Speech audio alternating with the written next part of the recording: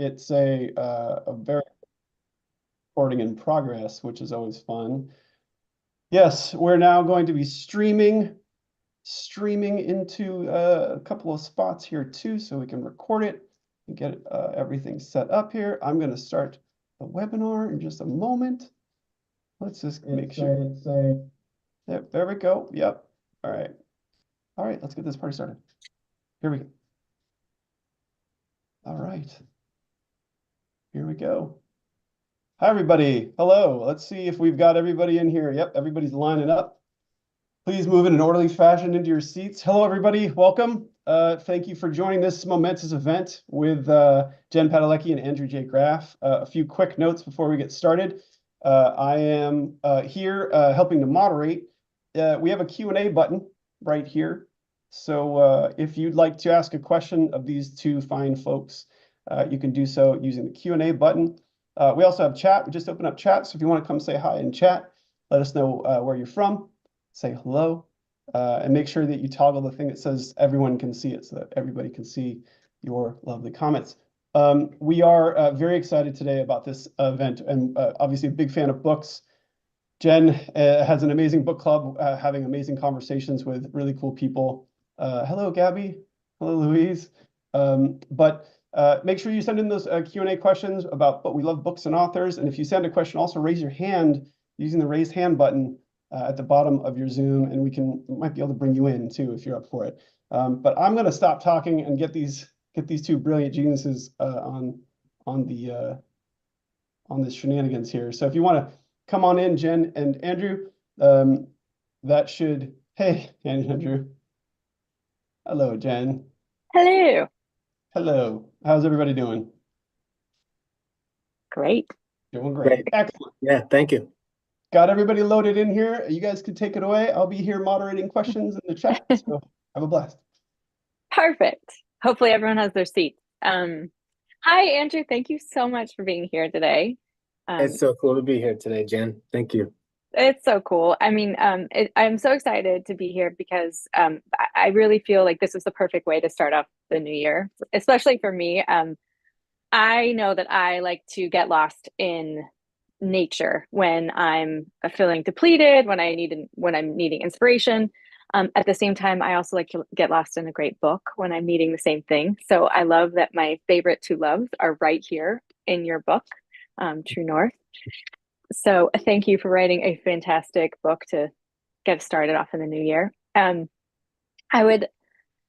don't know if you want to give a little bit of a synopsis first, and then we can kind of dive into questions. Yeah, sure. I'd be happy to. Okay, just in case for anyone who hasn't picked it up, but yeah, I like to get lost in books and nature too. And I grew up on the end of a dead end road in Niagara, Wisconsin, and I spent many days like reading books in the hayloft of a barn or stomping through cedar forests. So I get it. Yeah, I get it. When I finished writing my first novel, Raft of Stars, which takes place up in the Northwoods, sort of a modern day Huck Finn, I knew that I wanted to keep writing about that fictional county up north, Marigami County. And I wanted to keep writing about the people of the Northwoods. That's my home. That's where I grew up. It's a fun place to close my eyes and return back to. So True North was a way for me to do that. And True North has basically three threads in it. There's the thread of family. There's a young family who's sort of on the rocks. Their marriage is difficult. They're on the rocks financially. And the young father, he has a plan, right? And the reviewer from the Washington Post said that this character, Sam, will remind everyone of their first husband. Yeah. But his plan, right? They're financially on the rocks and things, is to like, hey, let's sell everything and buy a whitewater rafting company from my eccentric uncle and live in a camper and move north. And that seemed like a pretty good inciting incident for me for a drama. So I sent them off and I got to write about fatherhood, got to write about marriage, and I got to write about my other great love, which is whitewater rivers. All great things to talk about and write about.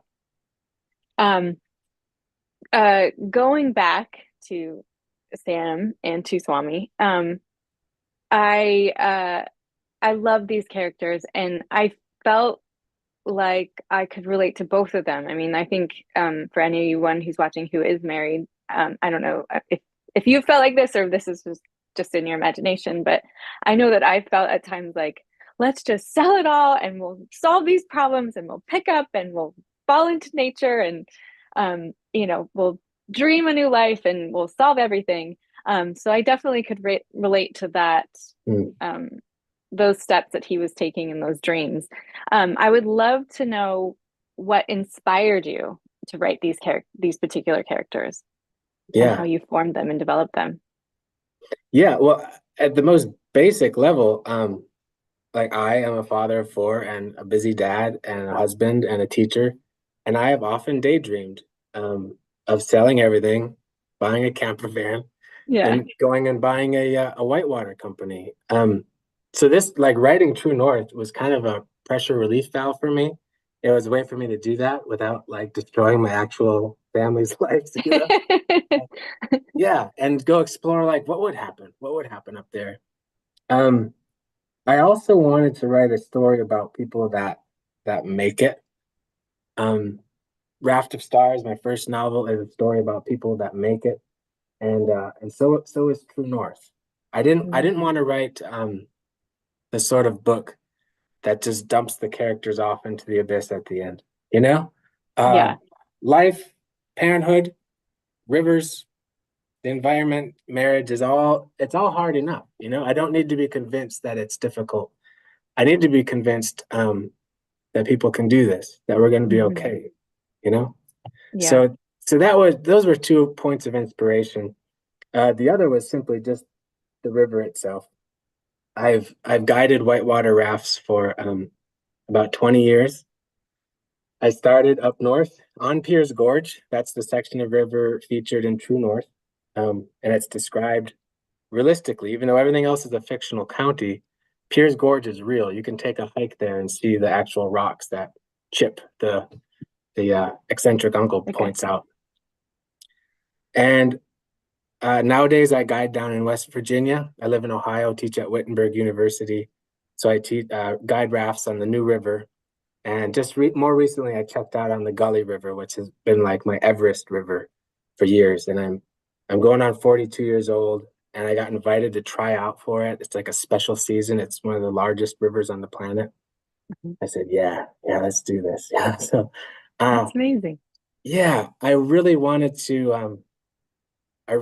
write about the rivers and raft guides for a Mm. long time. For many years, I was like, I have a book in me about raft guides because they are rich characters, you know, like in the true sense. It's kind of like a whitewater rafting, is sort of like an inland surf culture. Hmm. Rock climbing culture is probably pretty similar. Um, And skiing as well. The yeah. dichotomy. Well, so many of the river guides, Our they ski live in their instructor. tent all summer and then they become Hmm. lifties and ski patrol all winter somewhere. Yep. So I wanted to write about raft guides and rafting. So this was an opportunity to do it. I love it. I'm from Idaho. So Nice. for me, it speaks to my heart. I've never been there, but I've seen footage and it looks so beautiful. It's so cool. You'll have to come out to the salmon and the snake, both Mm, great rivers. that'd be awesome. Um, yeah, anytime. I mean, I'll ride in the raft. I don't know if I will guide the raft, Right on. but but that's awesome. Yeah, and to go back to what you said about writing about characters that kind of find themselves at the end and not just sort of leave them hanging on the edge of a cliff. That's really, I find, the most satisfying way to read a book, to see characters that go through it, because especially when you're starting out in a marriage and you meet this family and they're going through a rough go and they're just doing their best, which is, I feel like we're all just trying to do the very best that we can with what we got and trying to squeeze everything we can out of it. To watch them go through what they're going, and not to spoil anything, but to sort of watch them on their trajectories and sort of find their own true north in a way, and come back to that in a way that is very relatable. It was really a beautiful and powerful relationship to read. Mm. It was very satisfying and heartbreaking at the same time. What was the most challenging part of writing that, and the most satisfying part of that? Yeah. Um, I think early on, my wife and I had discussions, and she was worried that everyone would just think that like this was that we were Sam and Swami, like a one-to-one Sure. ratio. I'm like, no, no, no, no. Like, his name's Sam, she's Swami, it's fine. Uh, so it's not autobiographical, even though, like, I've lived a real marriage, and Sure. it's been everything that everyone says marriage is. Um, so I think the most satisfying part by far was the ways in which uh, the multiple threads of the novel started becoming metaphors for each other. Mm. So I sort of felt this or knew this or had a hunch going in. I mean, I love whitewater rafting, and whitewater rivers have become this big metaphor in my life, right? Um, in many, many ways. So I wanted to explore that in the novel and say, like, well, how is the river, correlating to emotional trials of family or the ecological concerns that the community has? And that started to prove really fruitful. I mean, in the most basic sense, you can say something like there's, rough water in rivers and rough water in marriage, but it was so much more rich the more time I spent with it. Uh, can I give you an example? Yeah, please. All right. I really like to share the example of there's a thing in whitewater guiding culture, and it goes like this. It says, give up and square up. And that's like a little mantra you say during a certain point of a run that's about to go really poorly. So if you're in a big rapid and you're charging sideways, trying to avoid some massive boulder called the juicer downstream, if there comes a point where, for whatever reason, you recognize you're not going to make it, like you're Mm. going to hit that hole, that hydraulic, that boulder, whatever. The mantra they teach you in training is give up and square up. You guys stop trying to run away and just turn directly toward the thing and address it head on. You're going to hit it anyway. Last thing you want to do is hit it sideways. Yeah. Mm-hmm. So I've had to actually give up and square up multiple times on rivers, right? And it's always this moment where there seems to be like no good solution, no good option is available anymore. It's like, oh, but I really wanted to run away, but now I am going to hit it. So it's kind of like all I can decide is how I'm going to hit that thing. Yep. There's also a sort of like a confessional or humbling aspect of it. I have to confess to everyone on this river and myself, I could not make it around that rock under my own power, right?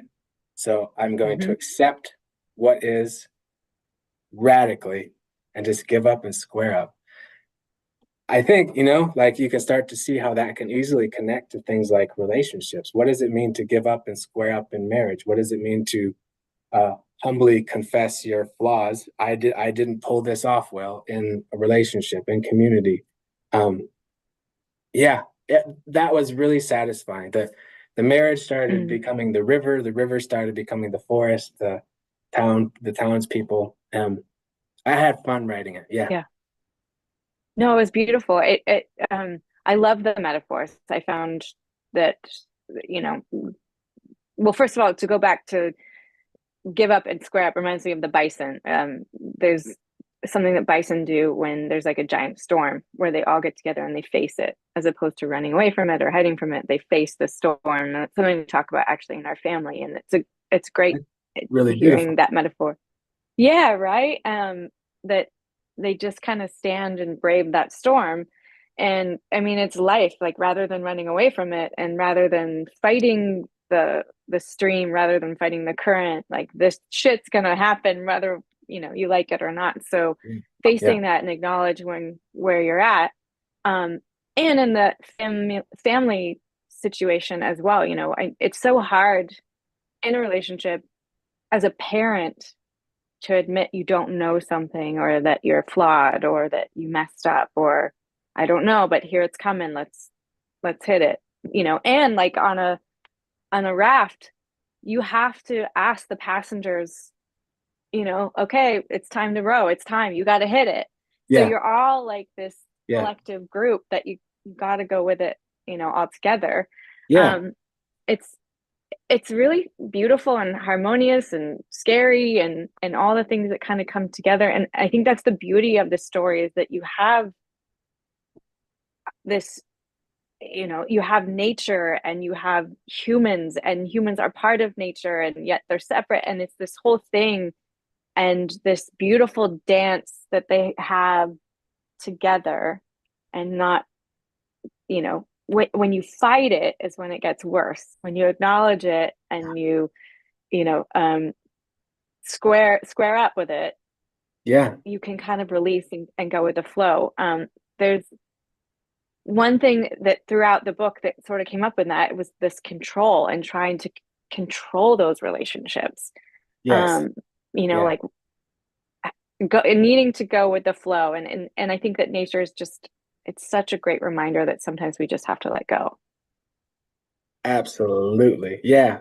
I'm teaching a class called Wilderness Writers. It's one of my favorites. And we just read like classic stories of survival and exploration. So things like, we start off with My Side of the Mountain, Hatchet. We read the story of endurance. Yeah. We read Cheryl Strayed's Wild, or Hike Along the Pacific Crest Yeah. Trail.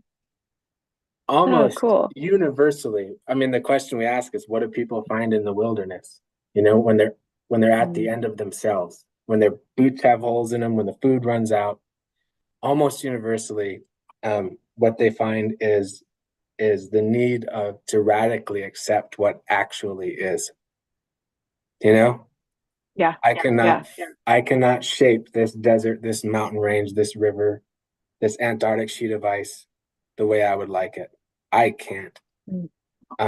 Fighting will make it worse, as you say. So that first step to actually being able to like move our feet in a way that's fruitful seems to be that a confessional aspect of like, I can't, there's nothing I can do about this other than accept it right now. That's weird. That was strange to me for like all of my 20s and most of my 30s. I'm like, what? No, like I'm gonna wrestle the universe to the ground the shape I want it. And then, I got humiliated enough times and I failed enough times that now I'm looking, past my 40s thinking like, oh, like yielding, like co-laboring with flow, that I want to be that kind of old person when I get there. Yeah. Yeah. My husband loves this saying of someone gave him, or his, sorry, my husband loves this compliment that he received. It's his favorite compliment, which is, I'd love to know you 30 years from now. Because like because this friend meant it like, because my husband would kind of like push at things and like, I could own it and man things. And he's also at that same place of like allowing it all to unfold, which happens in your 40s, which is kind of wild and weird. But yeah, like you've learned those lessons kind of after all the failures that you go through, trying to manhandle it all. And there are those beautiful moments, especially in nature, where you're so humbled, or at least I've felt so humbled in all those stories, especially Hatchet. So funny. I just read that over the summer with my boys. And it's talk about a story that kind of leaves you like, wait a minute, what next? It kind of leaves you at the edge of a cliff. That one I felt like, but to watch this boy go through so much and get beat up and have to problem solve and be at the end of his rope and at wit's end and could give up and has to find creative solutions to everything, and then surrender and learn from the signs of nature. Yeah. Himself, he did. his own signs. Yeah. It's really wild. That's a great book. Like I that. absolutely love it. And I love there's the exterior wilderness in that book, like teenager crashes in forest, tries to find fish. And then there's the interior wilderness, like teenager navigating his parents' recent separation. And they're both just sort of, interwoven as the story goes on. Yeah. Awesome. Yeah, great. I mean, honestly, it's much like true north as well. You know, you have all these inner turmoils and relationships and, you know, navigating these hard peaks that they have to go through. It's quite extraordinary. Speaking of the author of Hatchet, did you read his Harris and Me, which is so wildly different? Not to I segue, haven't. but have No, you read that one? Oh, no. wow. A teacher friend of mine who was a middle school teacher of mine, we actually went rafting with him over the summer, and we were driving from Sun Valley up to Lewiston, Idaho. It was quite a long drive with my three kids. My husband couldn't go, so I was with my three kids. And we were driving up, and he was my former middle school teacher. And I thought, oh, he'll be the perfect person. He's a big outdoorsman, Yeah. backcountry skier, all kinds of things. And he suggested Harris and Me, which is, you know, who I thought, okay, it'll be along the lines of Hatchet. It was like the exact opposite, but a wild book. It's Right on. definitely in its own time. Just prefacing it that way. If you might want to read it before you like unleash it to your children. I had to do some explaining, but Yeah, it's really good as well. I'll It'll check it make you out. laugh out loud. That's for sure. Thank you. Yeah, Um, that yeah, the laugh but out loud's important too. I also really like stories that make me laugh sometimes, right? yeah, Like tell me a real it's one story of about those. people going through real things, but I want my heart to be sort of taken care of by the end. I don't want to watch a movie Yeah, that just makes me need to like call my mom at the end of it. You know, like I'm a grown man. yeah, Don't yeah. do it away. You know, uh, but, Exactly. yeah, I like bits of humor too. You know, I did try to weave that into Raft of not Raft of Stars, but True North. Yeah. Um, through the river guides particularly, they just seem like a rich gang. I mean, one of the things I do as a raft Always. guide is just laugh and laugh and laugh around campfires and boat trailers. I mean, they're just some funny people, you know? They are outstanding people. I mean, truly, like if basically as a guest, your hands are, you know, or your life is in their hands, you know. So, you know, getting up 5 in the morning to cook you breakfast and you know help with getting ready, you know, making sure everyone's safe and secure, and you know, ours were like a week long, so it was like a whole endeavor of like Wow. making Yeah. sure kids are safe and this is and that you know everyone's safety, you know, situation is secure, and all the different things, and you know the hours and the time and dedication and a smile and like the jokes and the inside things on that you learn on the river. It's Yeah. quite an extraordinary profession, and it takes a certain kind of person to do it. It's wild. um yeah, it's always like my favorite time of the year because I we do it every year with our kids, so that's Nice. awesome. Nice. um yeah. So sorry, I'm going to go back to some of my questions. um let's see. um who are your favorite characters in the story? Which is hard. It's like picking your favorite child, I'm sure. But are there certain characters in the story that um were Yep. particularly fun for you to write about? Yeah. Uncle Chip was super fun. Mhm. And also the guide Moon was super fun to write about. And I liked Yeah, writing the kids too. The kids were fun to write. If I had to yeah. choose favorites, yeah, I'd say Chip and Moon. So you could go to any raft company in the United States and meet one of these characters. You know, there's Chip, Yeah. he's sort of like the old salt, Sage. the old and very stoned sage, you know what I mean? Like he's been Yeah. barefoot for 40 years. He's just made of river water and beef jerky. Callus. Yeah. Yeah, yeah. And then Moon is definitely like you know, the free spirited sort of river mystic. She's all Mhm. about healing and water and flow and yoga and whatnot. She's fun to write too. Maybe those two were the most fun to write because they're just, in my experience, they've been the most fun guides to be around in real life. Like Mhm. I love Yeah. just like hanging out with some old salt and letting them tell stories, you know? And I also really have Oh a yeah. soft spot for like river hippie mystics. I like Yeah. that jazz too. They just make me feel good. So Yeah. yeah, they were fun to spend Both time with. somehow make you feel safe. Both Yeah, somehow yeah, make you feel safe in a different way. That's right. Yeah, I had an interest in I was California dreaming once and thinking how fun it'd be to live out there and like take up surfing.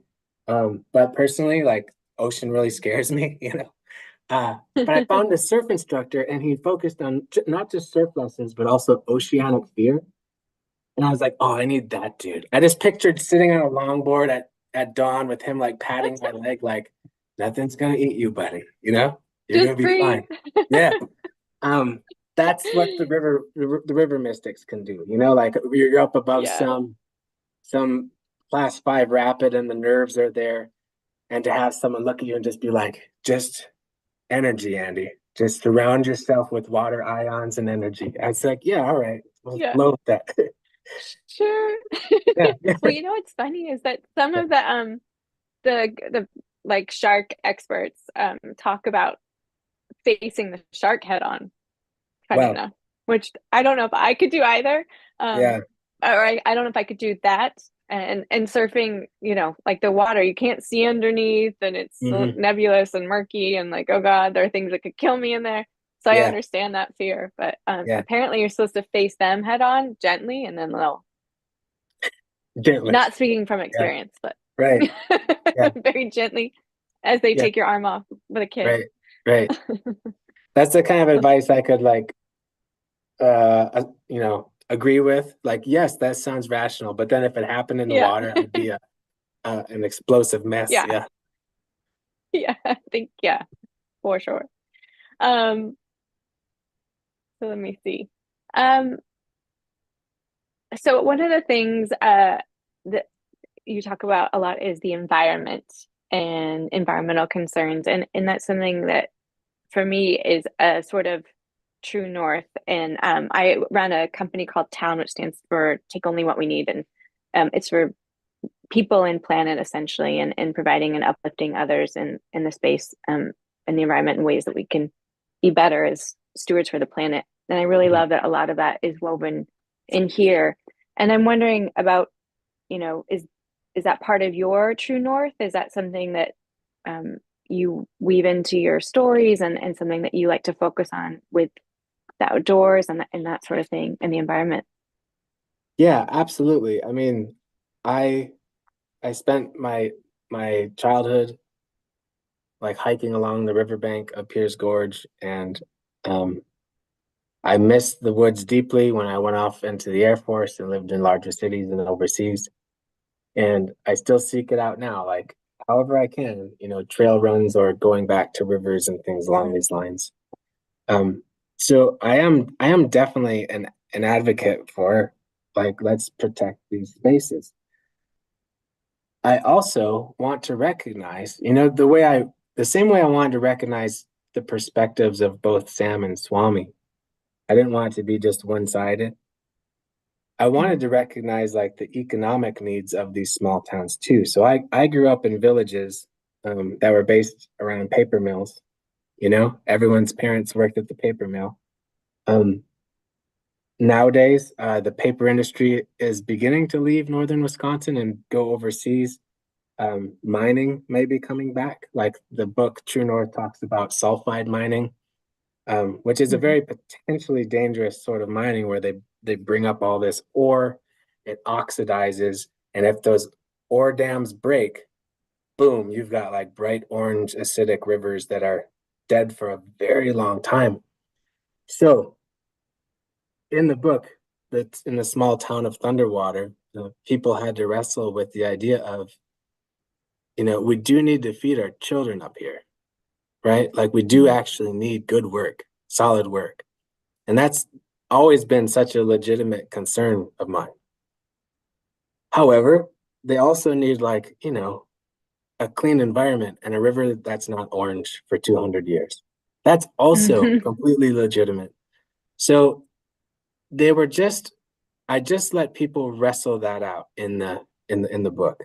I didn't come down I don't feel like I did with a really heavy-handed answer to that. But I did want to show the tension there that I know a lot of small towns deal with. One industry leaves, what's next? We can't all commute an hour and a half every single morning to find new work. So Yeah. In West Virginia, particularly, that's a state that has been undergoing a lot of transition since coal and other industries um, have been, diminished. What do we do now? Says West Virginia, says every valley. So, yeah, I wanted to write about Yeah. that stuff. No, it was great. And I do feel like you explored both sides, and the economic toll that that takes and the environmental toll and trying to figure out a solution is really Yeah, challenging. yeah. The one who wants a solution is Sam and his uncle Chip. They're like, Mm, and this is my idealist speaking, but they're like, look, what mm, if what if we like some of the small towns in West Virginia, like they've done this, coal left, and then they look around and they say, well, we've got this like utopia Appalachia, really. Whitewater rivers, rock climbing. What if we just sort of leaned into that? And, small towns like Fayetteville, West Virginia are sort of these little outdoor meccas. They're wonderful. And there's like good restaurants and good paying jobs, and they've just leaned into a different sort of industry. So Sam and Chip, of course, they are like, maybe we could do that. Maybe we could have a new sort of, maybe there's a maybe there's a third way. It's just not sulfide mining or not mm, sulfide mining. There's maybe a mhm. third path here. Yeah, yeah. Yeah, I What are mean, you doing, Charlie? well, we've got the Q&A here filling up, and there's like Yeah. actually a couple of people in the audience talking Yeah. about how their town is dealing with that as well. I mean, we have these industries that might create irreversible damage for decades or hundreds of years. We have to sort of negotiate how to bring commerce and business somewhere, Mm, especially in rural areas. So ecotourism is one of those things that you talk about, but there's a lot of new burgeoning industry there. So we have to be. it's hard. You can't keep everyone happy. It's very challenging. No, and at the same time, we know that the planet is the biggest stakeholder in all these companies. I mean, without a planet, what business can be done. Yeah. Uh, but it's a point well taken. We have a few questions from the audience. I don't know, Jen, if you wanted to ask any more questions before we move on to the Q&A from the audience here. No, let's go. Let's see what our audience has to ask, and I'll Get in. chime in if there's anything. Well, so Gabby wrote, I really like the part when you wrote that he watched his kids watch the fireworks. I sometimes like to see the Mm. reaction from people I care about. Do you both do that as well? Do you ever watch people watching? Dan? Do I or me? The question Are is you for asking both. me, Charlie? So, Yeah, oh, for both. oh, yeah. I think the best way to see the world is through your kids' eyes. It's kind of wild. To live through their eyes is just pure magic. Yeah. I absolutely particularly love watching them watch fireworks. I like a good fireworks show, and sure, I'll watch the finale, but I've seen that a lot. What I haven't seen is like my 5-year-old daughter's expression the first time the finale begins. So Mm. I'll just sit there with the kids lined up on a blanket, and I'll just watch them. And they don't know I'm watching them. They're absorbed. Uh yeah, that's the best show for me lately. Mm. Carrie asks, Andrew, you're an English professor and director of creative writing at Wittenberg University. What's your top piece of advice for students who want to be writers? Wow. Writers in the Wow. audience. Yeah, that's awesome. Well, read Flannery O'Connor's book called Mystery and Manners if you haven't already. That that's the closest thing to an MFA program I know of without going to an MFA program. Wow. Sorry, can you say that title one more time just so we can put it in the chat here? Sure. Yeah, it's called Mystery and Manners by Flannery O'Connor. Got it. Yeah. Another good one, maybe you've read this, is Bird by Bird by Anne Lamott. And Yeah. Lamont, That one's yeah. awesome because she also, unlike O'Connor, she takes us deeply through like the anxieties and self-doubt and imposter syndrome that we all experience, like the dark night of the soul, in a really funny way. Mm. Bird by Bird by Anne Lamott is a good pick-me-up for creatives. Yeah, agreed. She's fun. Louise asks, how many stories did you write before you actually got published? What was your process like in getting published? Yeah, that's a great question. I put all my eggs in one basket. So I started writing as an undergraduate. I attended Lawrence University after 4 years in the United States Air Force. I was overseas in Afghanistan. So I was writing from that subject matter. I finished a novel as an undergrad. I took it to grad school with me. I worked on it for like 2 more years. I got an agent to represent it finally, and she and I worked on it for 2 more years. So all told, it was like 7 years trying to write one story, you know? Um, and that one never flew. Like that became the sock drawer novel, you know? I sent that off. The agent sent it off. New York City, I'm paraphrasing, but they all said, like, dude, beautiful book, real characters, but you've written like a long, boring novel, you know? Oh, and I cried in my pickup truck about that, and then realized they were right. And I needed to learn about plot still. So I started writing raft. I took a break. Long story of how I got re-inspired. It was actually an essay by Flannery O'Connor in that book that got me writing again. And Raft of Stars took 5 years to write, and then that one came out in 2021. Yeah. So yeah, 7 years working on a draft, crying in my truck, getting up the courage to start again, and another 5 years. So yeah. And that seems to be a really common story, like Yeah. that path to be Yeah. to be a creative, that path to be any sort of creative seems to, like, there's no circumventing the dark night of the soul and the failure and the worry. Yeah. There just seems to be no way around it. My writing prof, when I graduated, said to me, Andy, this might take you 10 years. And I graduated in 2009. And I was young in my 20s. I was pretty cocky, right? I was ready to wrestle the cosmos. We talked about that. And I remember thinking, like, maybe it took you 10 years.